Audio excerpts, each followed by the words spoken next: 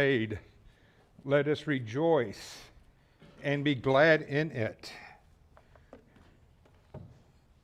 It's good to have everybody here this morning.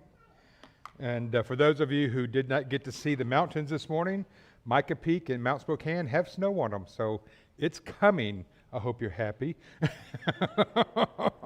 I keep getting on to Fred and Melody because they post on Facebook, oh, snow, bring on the snow. And I was like, don't say that. We don't talk about that. It's going to come. We know that, and we don't bring it on. So I hope you're happy. It's there.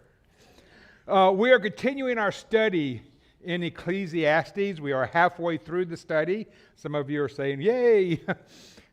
We are in chapter 7 this morning, if you want to turn there in your Bibles. Believe it or not, Solomon has rebelled against God. If you remember in our studies in the Old Testament about the children of Israel, when God gave them the promised land, and when they went in there, he gave them a couple of instructions. One was to kill everybody. Don't let anybody live because it's your land.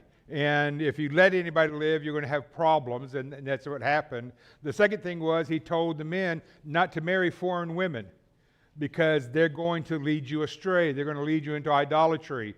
And that's what happened. Okay? And when Solomon, you read his story, he did that. He had 300 wives and 700 concubines who were all foreign, and they ended up bringing him away from God and into idols. And that's kind of what he's going to talk about today in a roundabout way, if you look at it that direction. And we'll get to that later on in the chapter. But again, Solomon sinned. He went against what God had told him to do. And to compensate for this, Solomon tried to find satisfaction in earthly ways. And that's what we've looked at in the first 6 chapters, was him trying to find happiness through sensual pleasures, through worldly pleasures. And it's all vain. It's all vanity. He finds it, but it only lasts for a short time. And when we look at our own lives, it's the same thing. When we go after sensual pleasures, when we go after earthly pleasures, it's great for a short time. And then it's vanity. You forget about it. And that's what he's talking about in those first 6 chapters, is it's all vanity. It's all vain. It's like vapor. It's like chasing the wind. It's trying to grasp smoke. You can't do it. You know, it doesn't last. And that's been the first 6 chapters. If you haven't read that, that's what it's about. But he is going to do this, talking about godly wisdom, in the form of Proverbs in these first few verses this morning. And if you look back to the book prior to this, is the book of Proverbs, and it was written by Solomon. And so again, we don't know who wrote the book of Ecclesiastes, but most people think it was Solomon. And so with using the Proverbs here in this verse, that goes back to his book of Proverbs. So again, that's another point, in his favor of writing the book of Ecclesiastes. Again, we don't know. Now, there are different types of Proverbs, and I'm not going to take the time this morning to go into all those different types. But there are Proverbs that stand by themselves, other Proverbs that we'll see this morning that build on each other, that kind of accentuate the first one. And so, again, I'm not going to get into all the different types. Just know that there are different types of Proverbs.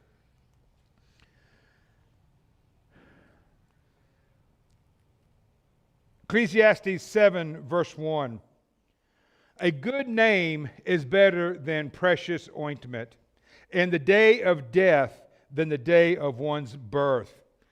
I don't know, today's society is probably not as prevalent as it was in times past, especially in smaller towns, to where your name meant something.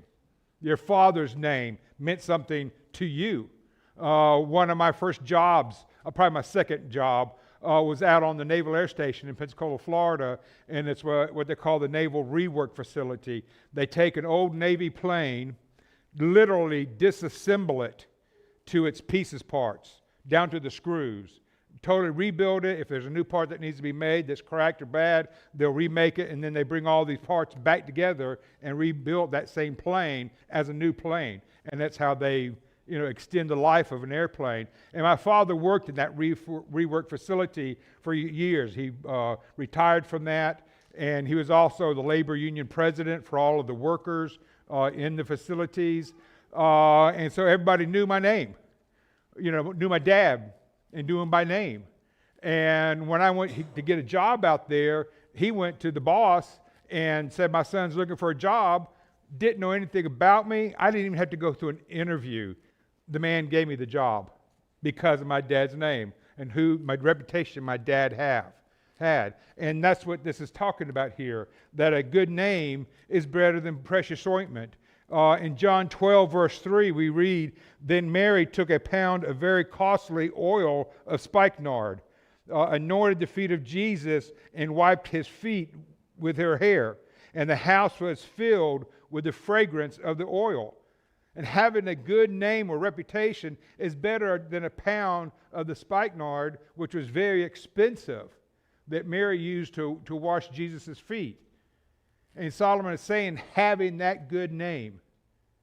And we don't get that good name by doing bad things, do we?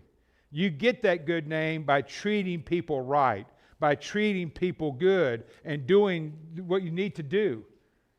Even though it might, other people might disagree with you, but you do the right thing. And Solomon is saying that having that good name is better than this precious ointment. The second line of this parable, of course, goes along with Solomon, under the sun thinking. In a lot of the verses that we've read so far, Solomon talks about under the sun. And what he's talking about, referring to, is on this earth. Okay? And so this goes along with that, his thinking in the first 6 chapters, that the day you die is better than the day that you were born. This life filled with vanity, trying to seek worldly pleasure, is over when you die, compared to that life that is just starting. Of course, for us as Christians, our day of death is just the start of our eternal life, isn't it? Verse 2, better to go to the house of mourning than to go to the house of feasting. For this is the end of all men, and the living will take heart to it. Better for you to take that last trip to the funeral home than to go to the way to a wild New Year's Eve party or to a wedding. Why? Because we all end up in the funeral home one day or another. You go to a party or say a wedding and you're focused on having a good time. A day or two later, and the thrill of that party or that wedding has worn off, hasn't it? You might even forget about it, but you had fun during that time. But at a funeral, the family and friends relive the past of their loved ones. They mention old memories and fun times they shared. Everybody learns new things about the deceased that they didn't know about before. We went to Kathy's dad's funeral, and the minister was saying a prayer one time and was mentioning his name as Clay Dixon. Well, I noticed that her cousin, I think it was, who was in her 20s, was raising her head up and saying something under her breath. Every time he would say Clay Dixon, she would raise her head. And the minister left, and the girl came up, and she goes, can't believe that minister did not know Buck Daddy's name. And they go, what do you mean? He did know his name. No, he kept calling him Clay Dixon. And it's like, that's his name. No, his name's Buck Daddy. And it's like, no. She goes, you're kidding me. She goes, that's the only name I knew of him the whole time, the 20 years that I've known him as my grandfather was Buck Daddy. And I was like, no, that's not his name. His name's Clay Dixon. So we go to funerals and we learn things like that. And it's comical even though it's a sad time for us to come together. But that was a memorable thing that's going to stick with her forever, that she didn't know her own grandfather's name. People laugh together and they cry together in remembrance. Friendships are rekindled. They take this event to heart more than they would a wild party or a wedding that they're going to soon forget. Verses 3 and 4. These parables go along with the last one that we just read. And again, this is a type of parable where one parable builds on the last one. Verse 3. Sorrow is better than laughter, for by a sad countenance the heart is made better. The heart of the wise is in the house of mourning, but the heart of the fool is in the house of mirth or pleasure. Solomon is reiterating in another parable what he has just stated about how sorrow is better than laughter. We see that statement and immediately we disagree, don't we? Why? Because we'd rather laugh than cry. We'd rather have, a happy time than a sad time. We'd rather enjoy ourselves than mourn over the loss of somebody. Solomon is making a profound statement or observation in verse 4. With the heart of the wise is in the house of mourning, but the heart of fools is in the house of pleasure. We learn more of life's lessons when we're partying and having fun, or when we're hitting the low points in our life, when we've gone to all despair and we've hit rock bottom. Where do we learn more of life's lessons? When we're partying and having fun, or when we've hit rock bottom? That's what Solomon is talking about. Wise beyond his years, even 3,000 years ago. Verses 5 and 6. It is better to hear the rebuke of the wise than a man to hear the song of fools. For like the crackling of thorns under a pot, so is the laughter of the fool. This also is vanity. It is better to hear the wise words of Solomon, even though we might not agree 100% with what he says. But he is true. He is correct. But it is better than it is to hear the pleasing words of a fool. Problem is, which would we rather hear? We don't like getting in trouble or getting a reprimand or hearing that we made bad choices. We would rather hear flattering words, wouldn't we? Even if they are not true. We don't like having our toes stepped on. We would rather be built up with lies than to hear the truth that's going to hurt our feelings. Solomon tells us that this is like the sound of green firewood in a fire. Have you ever thrown green wood on a fire? We lived in North Carolina. We lost power due to an ice storm for 4 days. The only wood I had put in the fireplace was green. And so I put it in there, and it had a fire, but it snapped, crackled, and popped. I had to put the screen in front of it because it was throwing all these sparks out. And even though we had a fire going, it wasn't putting out any heat because it wasn't dry, it was wet. And that's what Solomon is saying here. That green firewood is useless like the laughter of fools. This is also vanity. Verse 7. Surely oppression destroys a wise man's reason, and a bribe debases the heart. Hard times, what Solomon calls oppression, does away with a wise man's reasoning. A man down on his luck, as we will call it, makes or causes that man to do stupid and desperate things that we wouldn't normally do. And I'm sure we've all done that at one time or another in our life. He might even turn to making a bribe to get what he wants, to get ahead, to get out of the slump or the sunken valley that he is in. And I'm sure that you've heard the term to make a deal with the devil. Being down for whatever reason will cause us to make stupid and careless decisions. Verses 8 through 10. The end of a thing is better than its beginning. The patient in spirit is better than the proud in spirit. Do not hasten to your spirit to be angry, for anger rests in the bosom of fools. Do not say, we were the former days better than these, or why were the former days better than these? For you do not inquire wisely concerning this. The end of something is better than the beginning. We have all started a project at one time or another, gathered things together, spent the money, got things, had the plans and all that, but for whatever reason, sometimes it gets delayed. Maybe we don't have the time. We're not willing to take the time to start this project, whatever it is. And it gets delayed and, whatever, and we finally get to doing it, and then it's hard, and we end up with problems, and we, discard it, and don't feel like doing that today. I've got this to do, which is funner, and just whatever. And so the project maybe never gets completed, Or you finally complete it, days or weeks or months later, But once you finally complete it, you're happy about that. You show pride in your work and what you've done. Kathy just did a quilt, a king-size quilt that took her forever, and a blanket. And, Kay, being who she was, she kept telling her to rip it. This is bad, this is wrong, take it out. And that was disheartening to Kathy. But she got back at it, and she kept doing it. And I'd come home, and she's sitting over there in the corner with the light, just doing away with it. And she finally completed it after, 12, 15, 20 skeins of cloth, of yarn.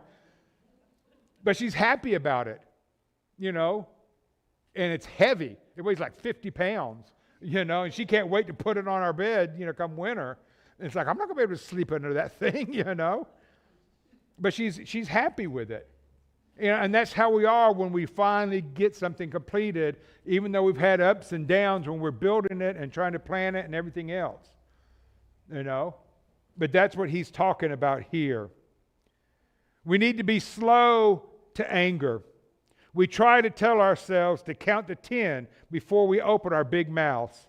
Anybody could go off half-cocked and blow up and get angry. The wise man learns to control his outburst. Why was yesterday or last year better than today? We learned from yesterday. We learned from our mistakes. We don't learn anything from tomorrow because tomorrow hasn't come yet. We look forward to tomorrow and what tomorrow has to offer. We live today because that is all we have. We make it the best we can because of today. That's what we want. We are not promised tomorrow. We are not promised another breath. There are those who have died just now. And that could happen to any one of us. I had a good friend one time that we were helping to move out to Airway Heights. They were planting the church out there, west side. And we were moving his family out there. And we were loading boxes up, and I heard something fall in the truck. I thought it was the stack of boxes I had just taken in there. I looked around, and the boxes were standing there, and Bob was laying on the side of the truck. He had had a massive heart attack. Just like that, he was gone.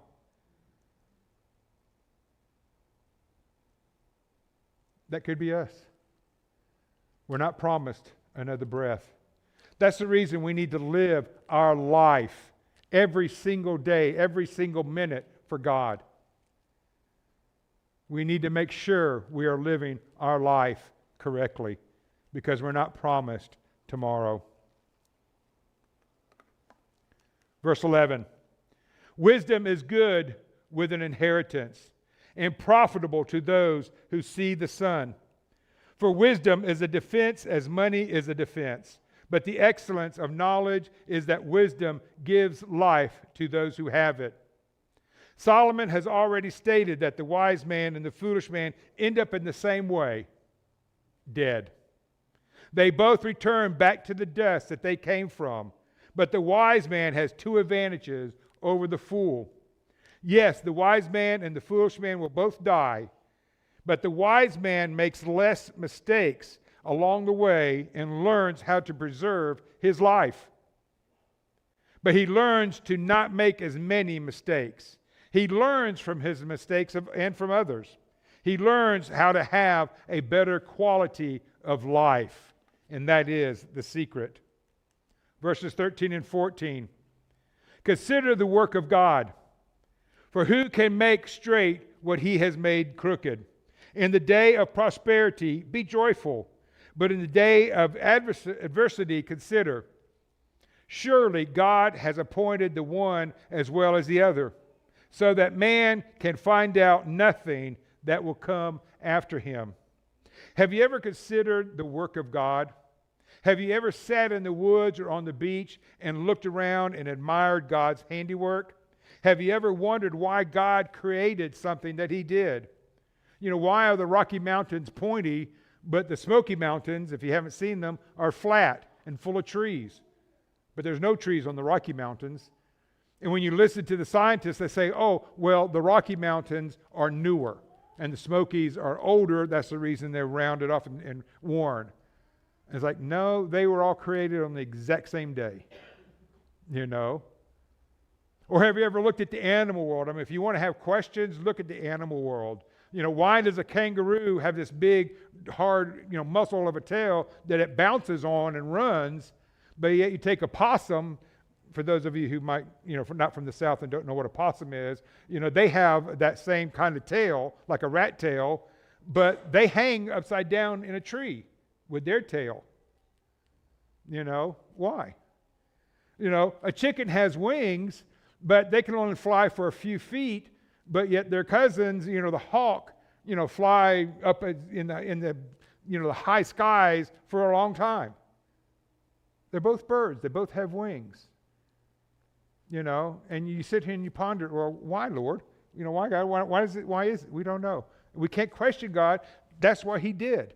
He built them that way for a reason. The whole animal kingdom, I mean, you could just about, make comparisons like that with any kind of animal.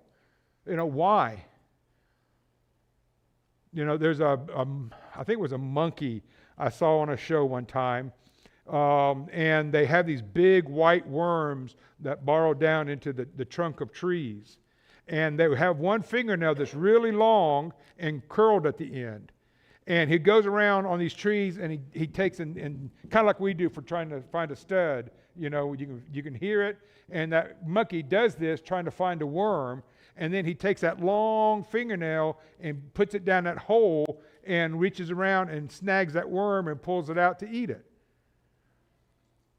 And I kid you not, the evolutionists say, oh, the monkey evolved into that.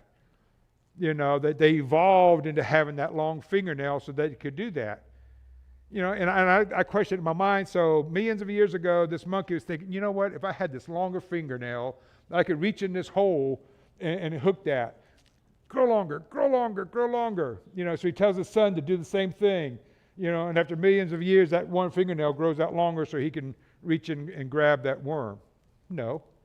That's how God created that monkey, to have that long fingernail to pull that worm out, probably to save trees. We can't question why God did that. We just know that God did, and there was a reason behind it. Okay? And like I said, you want to have questions, just look at pretty much any animal, and you'll have questions to God as to why. Verse 15, I have seen everything in my days of vanity. There is just man who perishes in his righteousness, and there is a wicked man who prolongs life in his wickedness. Two types of men, the wise man and the foolish man. Solomon has seen it all during his days of seeking after earthly, sensual pleasures. He has seen the just man who follows the rules and dies after living a life doing what is good. Solomon has also seen the man who lives his life on the edge, doing all the wicked things that a man can do and living longer than the one who followed the rules. Is that always true?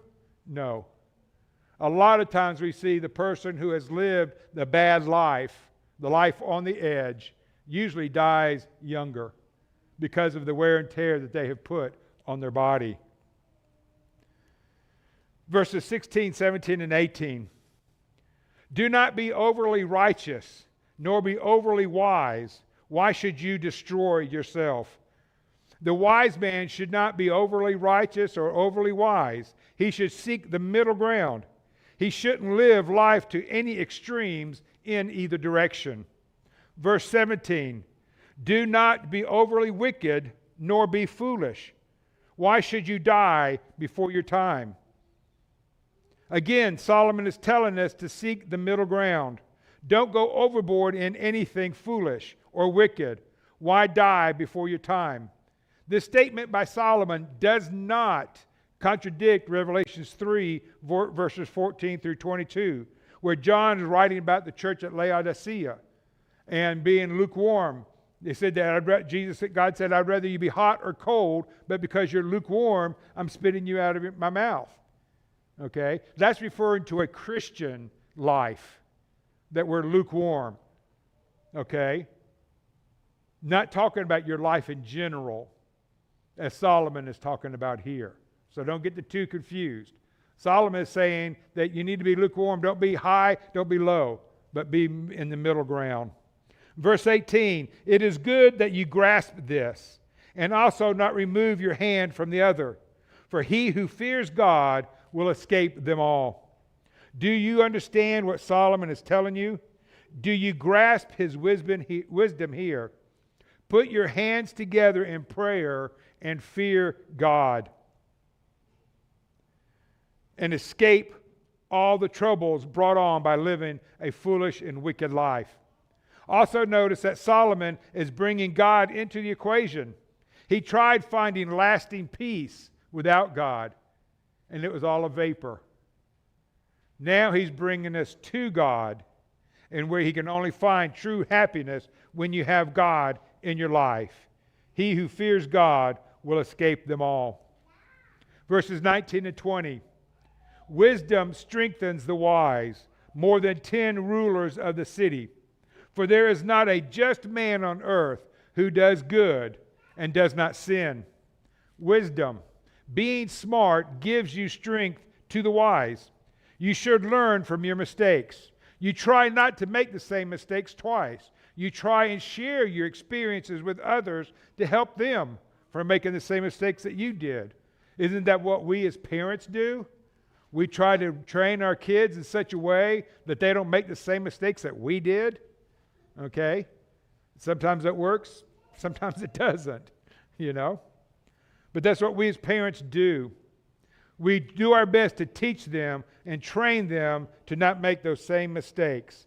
We try to pass on our knowledge to others so they don't make the same mistakes. But Solomon also tells us that it doesn't matter how smart or wise you are going to sin. We are going to slip up and make a mistake and sin. Does that mean that we continue in sin if we are going to sin anyway? No. We do the wise thing and try not to sin again. We learn from our mistakes and get better. Otherwise, we are just being foolish and stupid. As we read in Romans 6, verses 1 through 4, Paul tells us, what shall we say then? Shall we continue in sin that grace may abound? Certainly not. How shall we who died to sin live any longer in it? Or do you not know that as many of us as were baptized into Christ Jesus were baptized into his death? Therefore we were buried with him through baptism into death, that just as Christ was raised from the dead by the glory of the Father, even so we also should walk in newness of life. Yes, we are not perfect. We are going to sin. But hopefully we learn from that to where we don't sin again. But we don't sin, like Paul is saying here, just because. We do our best not to sin. Going back to Ecclesiastes 7, verses 21 and 22. Also, do not take to heart anything that people say, lest you hear your servant cursing you. For many times also your own heart has known that even you have cursed others. Solomon is getting close to our toes with this one, isn't he? We are not perfect, and even if we think we would, we rub people the wrong way if we are perfect. Okay? Do not take it to heart. Somebody says something mean or evil about you. My advice is to treat it like water on a duck's back. Have you ever noticed a duck, if it gets water on his back, he doesn't get wet. It just rolls off. It puddles up as little droplets of water. It's like he's water resistant. And that's what I always tell everybody. Be like a duck, water on a duck's back. Don't let it affect you. Just let it roll off and keep going. Okay? That's what we need to do. This is how we need to be when we hear people talking about us. Just let it roll off. Do not take it to heart. You yourself, I'm sure, have said hurtful things to friends and people yourself. Okay? So we need to be careful and not point fingers. Verses 23 and 24.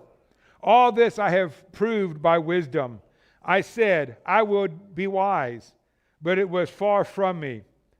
As for that which is far off and exceedingly deep, who can find it out?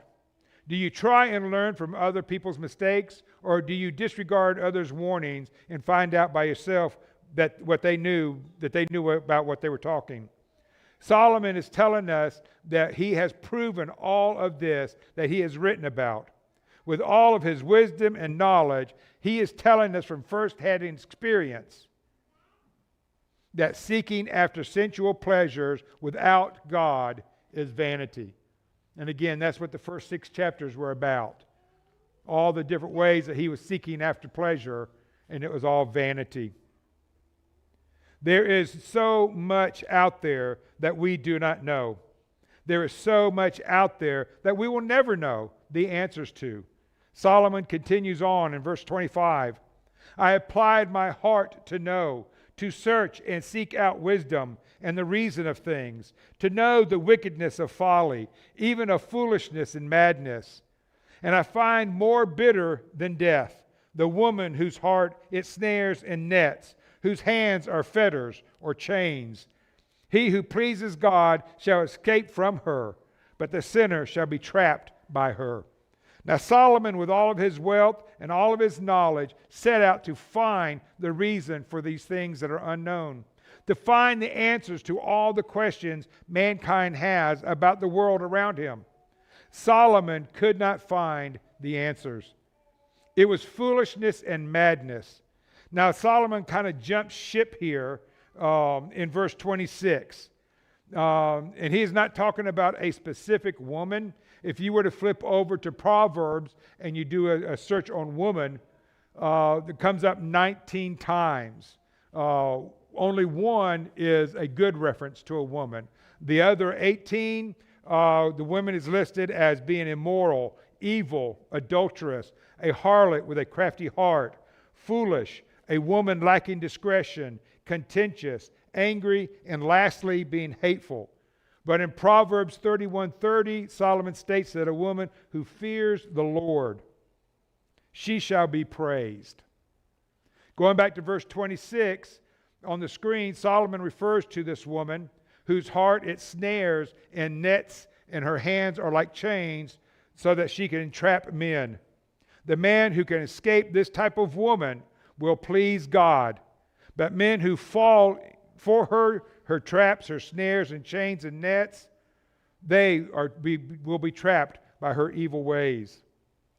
Verses 27 through 29. Here is what I have found. Solomon is going to give us his own ending to this chapter. He's going to summarize his thoughts. His thoughts kind of sound titled or tilted, if you will, for the man against a woman. And some of the scholars think that this goes back to Adam and Eve, that Adam was made blameless. And then God made woman, and of course, Eve convinced man, she sinned and she convinced man to sin. And they think that that's where Solomon is getting this references that he has towards women, is going back to the beginning of time.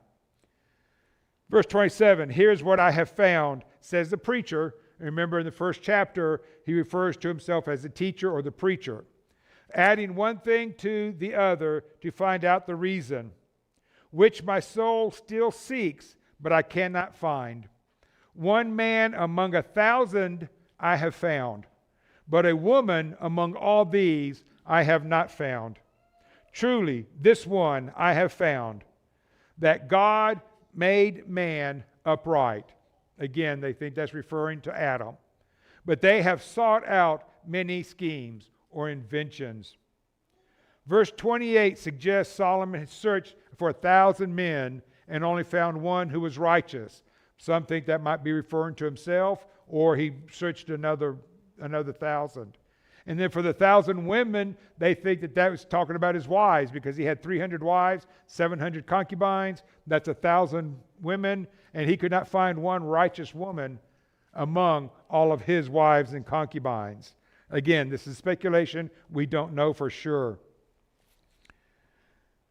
But then in verse 29, Solomon sums up the chapter with God made man upright, But left to his own accord, man has turned evil, seeking out schemes to gain illicit or sinful gain. And we have seen this time and time again. We saw this in Genesis 6 with the flood. Why did God destroy the world? Because man was sinning. That all in their heart was sin. Sodom and Gomorrah, we saw the same thing, where man and his sexual desires were so bad, they could not even find 10 people. And Sodom and Gomorrah were destroyed. And there will be one more destruction of the earth, the final destruction. And it's going to be because the earth, again, is just so bad. And God's going to turn to his son and say, son, go get your bride. And that will be it.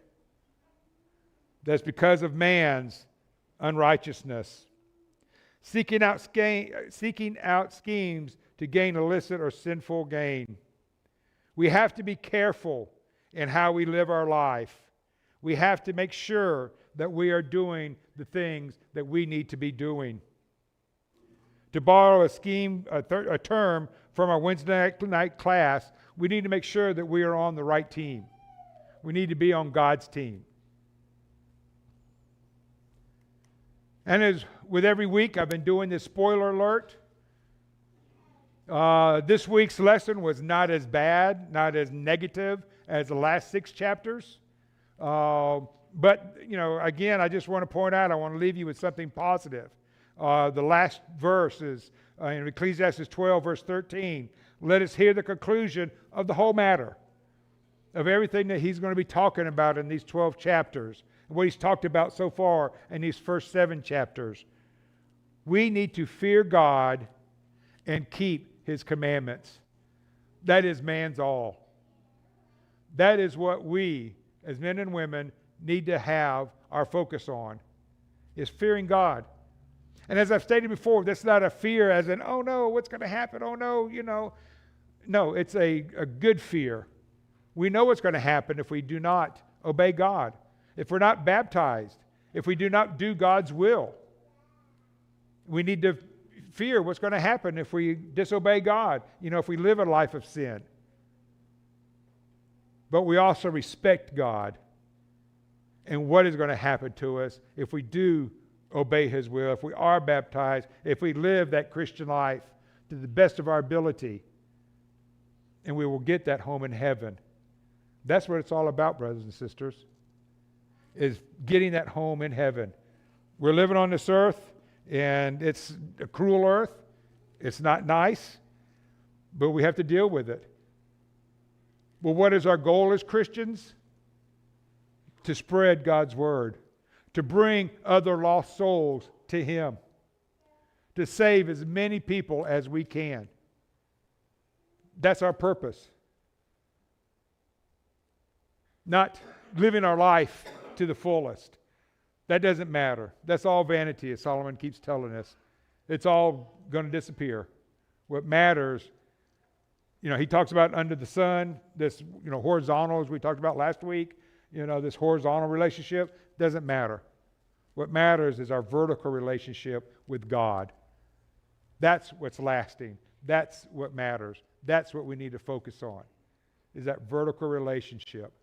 If there's any way that we can help you this morning, let us know. Let us pray for you if you need encouragement. For the sins that you have in your life, you need building up, let us help you with that. Or maybe you haven't put Christ on. The baptistry is ready. We can take care of that sin problem this morning. Please let your wishes be known as together we stand and sing.